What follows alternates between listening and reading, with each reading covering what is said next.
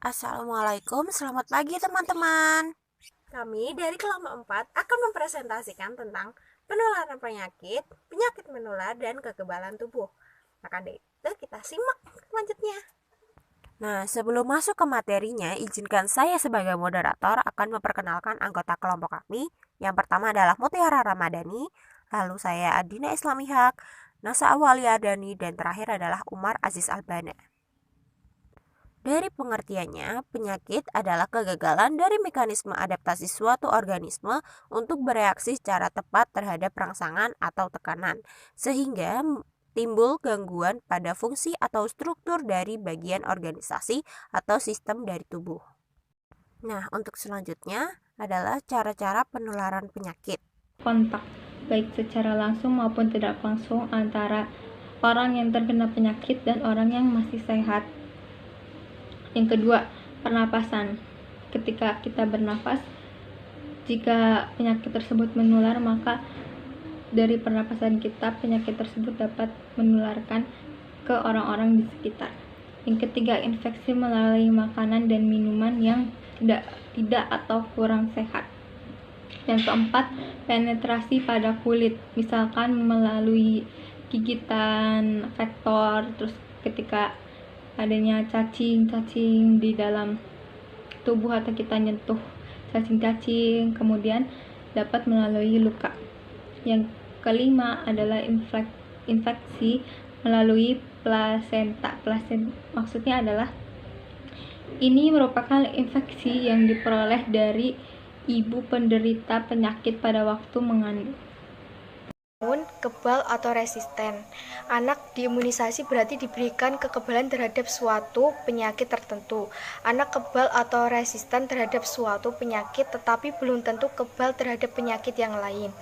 Nah, di sini macam-macam kekebalan itu ada dua. Yang pertama ada kekebalan tidak spesifik. Kekebalan ini pertahanan tubuh pada manusia yang secara alamiah dapat melindungi badan dari suatu penyakit seperti kulit air, mata, cairan-cairan khusus yang keluar dari perut atau usus. Yang kedua itu ada kekebalan spesifik. Di sini kekebalan spesifik dibedakan menjadi dua sumber. Yang pertama genetik, yang kedua kekebalan yang diperoleh. Nah, di sini genetik itu biasanya berhubungan dengan ras, warna kulit, dan kelompok-kelompok etnis.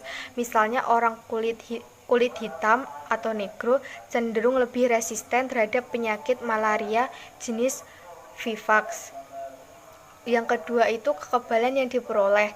Kekebalan ini diperoleh dari luar tubuh anak atau orang yang bersangkutan. Kekebalan dapat bersifat aktif dan dapat bersifat pasif.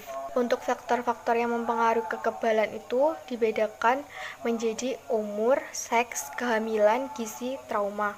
Nah, untuk umur itu untuk beberapa penyakit tertentu pada bayi, anak balita, dan orang tua lebih mudah terserang, sedangkan pada usia sangat muda atau usia tua lebih rentan, kurang kebal terhadap penyakit-penyakit menular tertentu.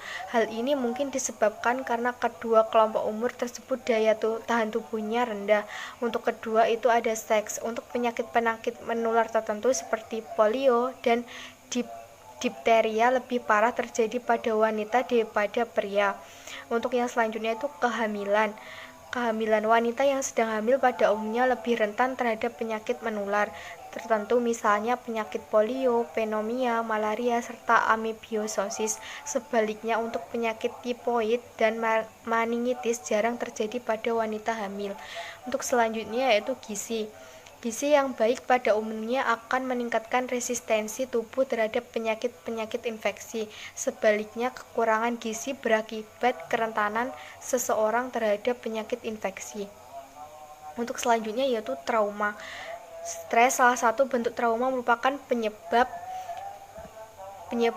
kerentanan seseorang terhadap suatu penyakit infeksi tertentu.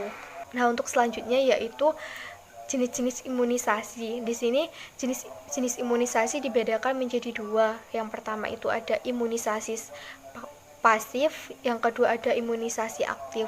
Nah, imunisasi pasif ini adalah imunoglobulin. Jenis imunisasi ini dapat mencegah penyakit campak pada anak-anak.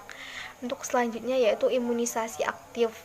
Imunisasi ini diberikan pada anak BCG untuk penyakit TBC, yang kedua ada DPT untuk penyakit difteri, pertosis, dan tetanus. Dan yang selanjutnya ada polio untuk mencegah penyakit poliomyelitis. Dan yang selanjutnya adalah campak untuk mencegah penyakit campak atau measles. Dan imunisasi pada ibu hamil dan calon pengantin adalah imunisasi tetanus tokoid. Imunisasi ini untuk mencegah terjadinya tetanus pada bayi yang dilahirkan. Penyakit menular merupakan penyakit yang dapat disebarkan, dapat berpindah, dapat ditularkan dari satu orang ke orang lain.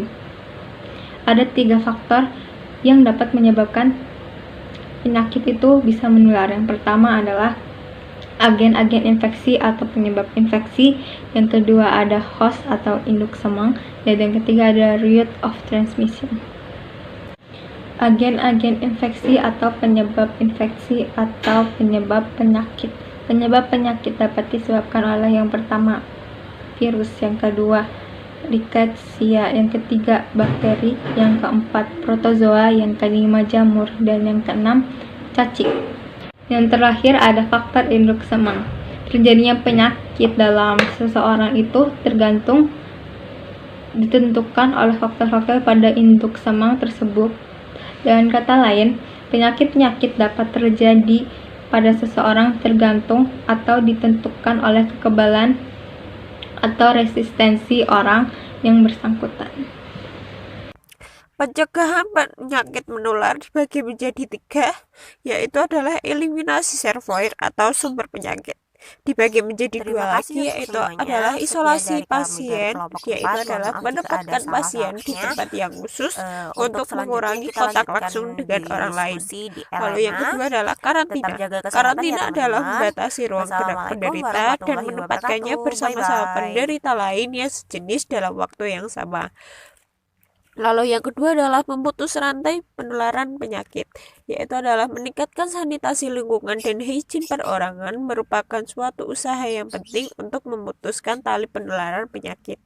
Lalu yang ketiga, yaitu adalah melindungi orang-orang yang rentan. Orang-orang yang rentan adalah seperti bayi, anak balita, dan lansia atau orang lanjut usia merupakan kelompok usia yang rentan terhadap suatu penyakit penular. Jadi, kelompok usia tersebut perlu mendapat perlindungan ekstra atau perlindungan khusus atau disebut dengan specific protection dengan imunisasi, baik imunisasi aktif maupun pasif.